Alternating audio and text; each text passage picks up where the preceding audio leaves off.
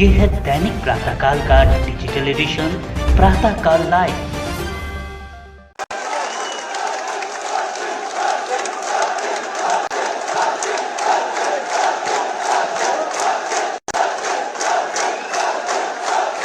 प्रदेश Congress committee के अध्यक्ष सम्माननीय गोविंद डोटासरा जी, राजस्थान विधानसभा में प्रतिपक्ष के नेता टीकाराम जूली जी, हमारे एनएसयूआई के राष्ट्रीय अध्यक्ष वरुण चौधरी जी, और आज जिसके लिए हम सब यहाँ एकत्रित हुए हैं, राजस्थान प्रदेश के एनएसयूआई के अध्यक्ष विनोद जाखड़ जी, धीरज गुर्जर साहब, प्रदीप नरवाल जी, अखिलेश यादव जी, युवा कांग्रेस के अध्यक्ष अभिमन्यु पूनिया जी, मंच पर उपस्थित विधायकगण मुकेश भाकर जी, रामनिवास जी, अमीन कागजी साहब, विकास चौधरी जी, विद्याधर चौधरी साहब, मनीष यादव जी, रतन देवासी साहब, प्रशांत शर्मा जी, सुरेश गुर्जर जी, पूर्व विधायक इंद्राज जी, जिया खटाना साहब, गुरुपराम मेघवाल जी, महावीर जी, राकेश मीणा साहब, सुमित भागासरा जी, पूर्व अध्यक्ष अभिषेक चौधरी जी,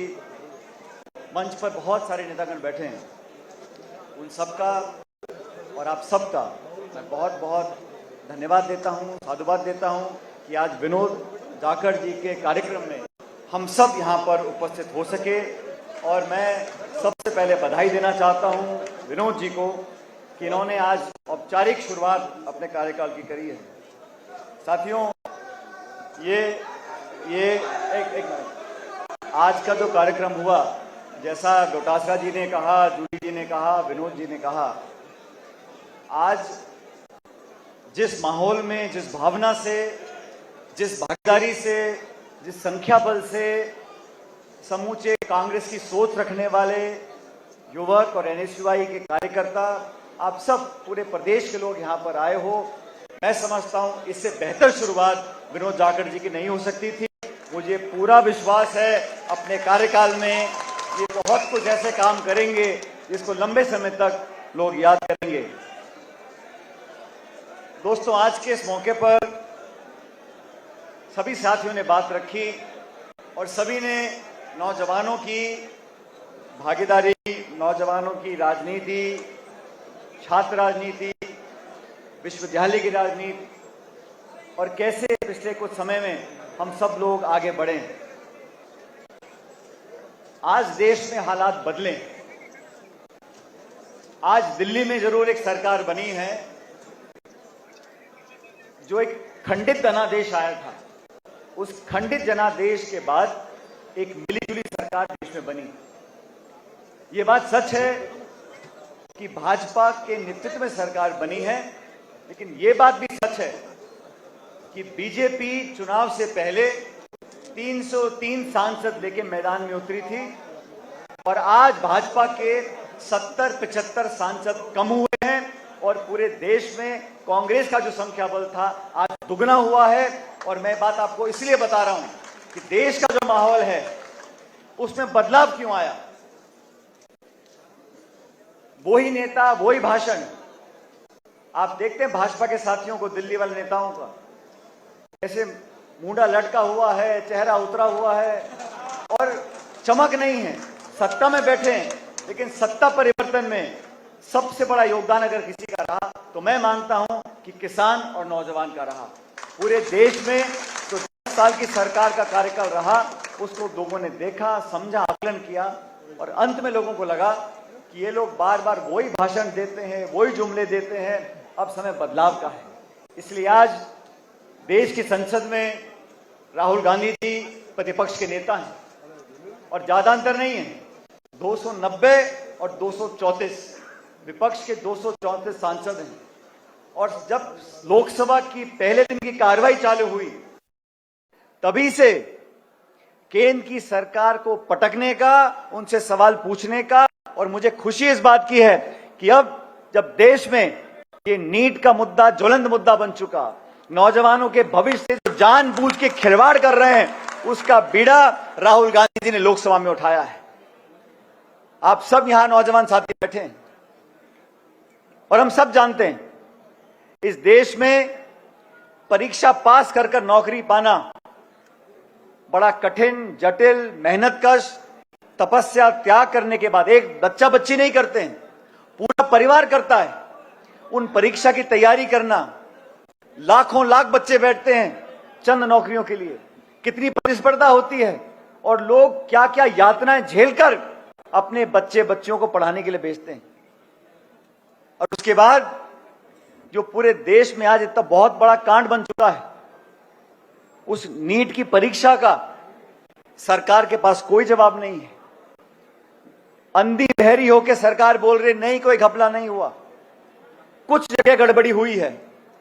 हम सब आज एनएसयूआई के कार्यक्रम में आए हैं, हमको ये जवाब लेने होंगे, ये पेपर लीक होते कैसे हैं, करवाने वाले कौन हैं, और कागजी कार्रवाई से, भाषण देने से, घड़ियालों आंसू बहाने से नहीं होगा।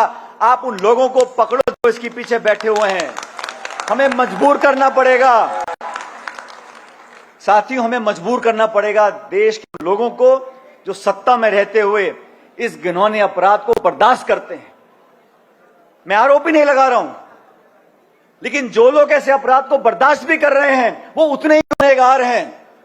और छात्र संघ की हम बात करते हैं, धीरज जी बोल रहे थे, प्रदीप जी बोल रहे थे, सही बात है, अच्छा खाना मिलना चाहिए, हॉस्टल की सुविधा होनी चाहिए, छात्रों के अधिकारों की लड़ाई में लड़नी चाहिए, लेकिन जिस काम के लिए हम पढ़ाई कर रहे हैं, जिन परीक्षाओं में हम बैठना चाहते हैं, उनकी बोली लगेगी, वो हजारों लाखों में बिकेंगे और करोड़ों हमारे बच्चे परिवार मातम मनाएंगे, दुख मनाएंगे, कचहरी के चक्कर काटेंगे।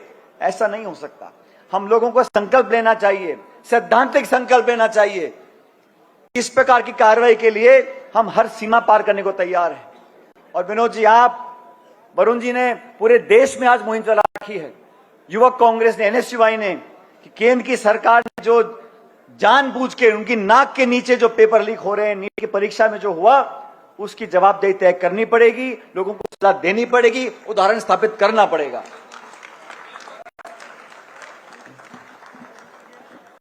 छोटा सा बता रहे थे कैसे सबको साथ लेके हम लोग चल रहे हैं, और ये कांग्रेस की किसी एक नेता की बात नहीं है। ये 135 साल से इस पार्टी ने बहुत लोगों के लिए बहुत मौके दिए हैं और एक ऐसी सोच पैदा करी है जो इतनी व्यापक है, उसमें हर उम्र का, हर धर्म का, हर पृष्ठभूमि का, हर जाति का व्यक्ति समा सकता है। जरूरत इस बात की कि उस भावना को हम पैदा रखें। आज युवाओं के लिए हम युवाओं की बातें करते हैं, नौजवान देश का भविष्य है, नौजवान देश का भविष्य है। मुझे भी 25 सालों के सुनते सुनते हकीकत यह है साथियों कि नौजवान इस देश का वर्तमान है। भविष्य तो बहुत लंबी बात है, वर्तमान है। इस बात को हमें समझना पड़ेगा, इस बात को एक्सेप्ट करना पड़ेगा। और राजस्थान के बारे में वरुण जी बता रहे थे, राजस्थान वो राज्य है जहां बहुत सारे नौजवानों को मौका मिला। मौका सिर्फ प्लेटफॉर्म मिलता है। आज ये अध्यक्ष बने हैं, पहले अभिषेक चौधरी अध्यक्ष थे, उससे पहले राकेश में बहुत अध्यक्ष थे, आगे भी अध्यक्ष होंगे। उस प्लेटफॉर्म का हम इस्तेमाल कैसे करते हैं? आप अपनी काबिलियत क्या स्थापित कर पाते हो? आप अपने आचरण से, अपनी वाणी से, अपने भाषण से, अपनी सोच से, अपनी कार्रवाई से, अपनी कार्यप्रणाली से क्या लोगों को जीत सकते हो? पद देना बहुत बड़ी बात नहीं है, पद तो कभी ना कभी किसी के पास रहता ही है। उस पद पर रहते हुए हम क्या अपनी लाइन लंबी कर सकते हैं? उस पद पर रहते हुए हम एक अपनी छाप छोड़ सकते हैं, हम लोगों के दिलों में जगह पैदा कर सकते हैं। मैं 2003 की बात बताता हूं आप लोगों को। मैं संसद में नहीं था, उस समय कांग्रेस पार्टी के अध्यक्ष सोनिया गांधी जी थी और अटल बिहारी वाजपेयी जी प्रधानमंत्री थे। 2004 के लोकसभा चुनाव आने वाले थे। 2003 में, मुझे महीना याद नहीं है, लेकिन सोनिया गांधी जी ने देश भर के 15-20 नौजवान लोगों को एआईसीसी में बुलाया, मुझे भी आमंत्रण दिया। मैं वहां गया और उड़ीसा, बंगाल, कलकत्ता, हर जगह से, पंजाब, राजस्थान के लोग आए थे और सोनिया जी ने अकेले वहां मुलाकात करी एज कांग्रेस प्रेसिडेंट, और उन्होंने कहा कि अगले साल लोकसभा का चुनाव है, हमारी पार्टी में कार्य समिति भी है, प्रभारी भी हैं, बड़े बड़े पदों के लोग हैं, लेकिन 2004 में जब कांग्रेस पार्टी चुनाव लड़ने जाएगी तो मैं चाहती हूं कि आप सब मिलकर अपने अपने राज्यों में जाओ और सुनो और समझो कि इस देश का नौजवान हमसे क्या उम्मीद रखता है, ताकि उन बातों को मैं कांग्रेस पार्टी के मैनिफेस्टो में डाल सकूं। हम सबको इतना आश्चर्य हुआ कि इतनी बड़ी नेता, कांग्रेस के अध्यक्ष, उस टाइम मैं 23-24 साल का होऊंगा मेरे ख्याल, ऐसे हम लोगों को बुलाया और बड़ा अनौपचारिक बात कर कर कहा कि आप जो कैंपसेस में, कॉलेजेस में, यूनिवर्सिटीज में जो यंग प्रोफेशनल्स हैं उनकी बात को सुनो, गांव में, ढाणी में, शहरों में जाकर, और उनकी बातों को सुनकर हमको बताओ ताकि हम उसको अपने मैनिफेस्टो में डाल सकें। नौजवान लोगों को राजनीति के अग्रिम पंक्ति में हमेशा कांग्रेस पार्टी ने जगह दी है और पिछले 8-10 सालों में जितने हमारे साथी यहां बैठे हैं, जिनको आज बहुत कुछ चुनाव लड़ने का मौका मिला, एमएलए एमपी बनने का मौका मिला, मैं समझता हूं ये कभी संभव नहीं होता अगर राहुल गांधी जी का हम सब पे आशीर्वाद नहीं होता। अगर राहुल गांधी जी हमको नहीं बोलते कि युवाओं को मौका दें, हम सबको जब नौजवान उम्र में सांसद, मंत्री, अध्यक्ष बनने का मौका मिला और अपने कार्यकाल में हम और नौजवानों को मौका नहीं दें तो वो गलत बात है।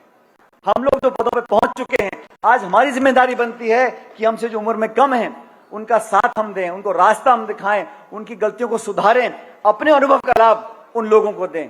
ये जिम्मेदारी हम सब मंच पर बैठे और ये हमारी जो टीम है, आज जूली जी का भाषण सुन रहा था मैं, सदन के अंदर जब नेता प्रतिपक्ष पहली बार बने तो बहुत से लोग सोचते थे टीकाराम जी कि पता नहीं जूली जी का भाषण कैसा होगा कैसा नहीं होगा, लेकिन मैं सदन में बैठा था और मैं आपको आज सब लोगों के सामने बताना चाहता हूं, नेता प्रतिपक्ष बनने के बाद आपने जो करारा भाषण दिया, जो आपने जो वहां भाषण दिया था, जितने भाजपा के साथी बैठे थे वो अपना सर हिला के थे, 5 साल के लिए मारे गए और अभी भी आप हर बात पर उठकर अपनी बात को रखते हो। मुझे खुशी है कि गरीब परिवार के, दलित परिप्रेक्ष्य का आज नौजवान, मेरे उम्र में कम ही आप मेरे से 1-7 साल मेरे उम्र के हैं, लेकिन हम डोटासरा जी, टीकाराम जी और हमने इकट्ठा काम किया। जिले के अध्यक्ष थे, मैं प्रदेश में अध्यक्ष काम कर रहा था, आज मैं दिल्ली का महासचिव हूं, ये प्रदेश अध्यक्ष और नेता प्रतिपक्ष हैं। समय का चक्र रुकता नहीं है साथियों, इसलिए यहां जितने आप बैठे हो, आप भी कभी ना कभी इन पदों पर बैठोगे, कोई ना कोई संसद में जाएगा, कोई ना कोई विधानसभा में जाएगा। और कोई कितना भी चाहे, सुनो, कोई कितना भी चाहे, मेरा अनुभव ये कहता है हवा, पानी और नौजवान अपना रास्ता ढूंढ लेते हैं। अब आपको सिर्फ, लेकिन हां, आपकी नीयत में, आपकी काबिलियत में, आपकी मेहनत में अगर कहीं खोट आएगी तो वो छिपती भी नहीं है। तो कृपया करके संकल्प लो, मेहनत करो, समय लग सकता है, लेकिन मैं बता रहा हूं आप लोगों को, अगर आप मेहनत करते रहोगे आपका समय जरूर आएगा। पद पोस्ट मिलते रहेंगे, लेकिन पद जब मिल जाएं तो कृपया करके उन लोगों का साथ नहीं छोड़ना जो आपके हमसफर रहे, जिन्होंने आपको उन पदों पर पहुंचाया है, उन लोगों को साथ रखना पड़ेगा। जो आपके कार्यकर्ता रहे, साथी रहे, कभी कभी पदों में बैठ जाते हैं, समय कम मिलता है, सोच बदल जाती है और बड़े लोग मिल जाते हैं, तो जो पीछे छूट जाते हैं उनकी फिर बद्दुआ लगती है। इसलिए उन सब लोगों को साथ लेकर चलना चाहिए। दोस्तों, मैंने शुरू में जब कहा कि ये नीट का प्रकरण, इसने देश को हिला दिया है, और अब मैं देखता हूं कहीं ना कहीं, जब सरकार तो बन गई बीजेपी की, लेकिन थोड़ा थोड़ा परिवर्तन मीडिया में भी आया है। अब वो भी जो है मुद्दों को दिखा रहे हैं, कमियों को बता रहे हैं, और विपक्ष की आवाज को वो थोड़ा बहुत दिखाना उन्होंने शुरू किया है। पेपर जब लीक होता है, मैं तो ऐसा मानता हूं कि इससे घिनौना अपराध नहीं है, और जो अफसर, अधिकारी, नेता जो भी हैं, उनको अगर काली कमाई करनी भी है तो मैं तो कहता हूं किसी और डिपार्टमेंट को पकड़ लो, लेकिन इसको, जो पेपर लीक इस देश प्रदेश में कभी होता है तो, और आप सब जानते हो पेपर लीक पे मेरा जो स्टैंड रहा, मैं कल भी उस पर कायम था, आज भी कायम हूं और हमेशा कायम रहूंगा। कोई कितना बड़ा व्यक्ति हो, अगर उसने जाने अनजाने में हजारों लाखों बच्चों के भविष्य खिलवाड़ किया है तो किसी ने सही कहा कि हर गलती सजा मांगती है। अगर आप गलती करोगे आपको सजा मिलनी चाहिए, और नौजवान के भविष्य से खिलवाड़ करने का अधिकार किसी को नहीं है। आप कितने बड़े नेता हो, कितने बड़े अधिकारी हो, कितने पूंजीपति हो, आप नौजवान के भविष्य से खिलवाड़ नहीं कर सकते, क्योंकि हमारा आने वाला भविष्य देश का आप सबके कंधों पर है, नौजवानों के कंधों पर है। मैं इस मौके पर धन्यवाद देना चाहता हूं सभी लोगों का। आपने हमको भी आमंत्रित किया और जो पुरानी टीम थी एनएसयूआई की, मेरे ख्याल पिछले 5, 7, 8 जो अध्यक्ष थे वो सब यहां पर आए हैं। हमारे नेता प्रतिपक्ष हैं, अध्यक्ष जी हैं, दिल्ली से अखिल भारतीय कांग्रेस तरफ से मैं आया हूं, वरुण चौधरी जी आए।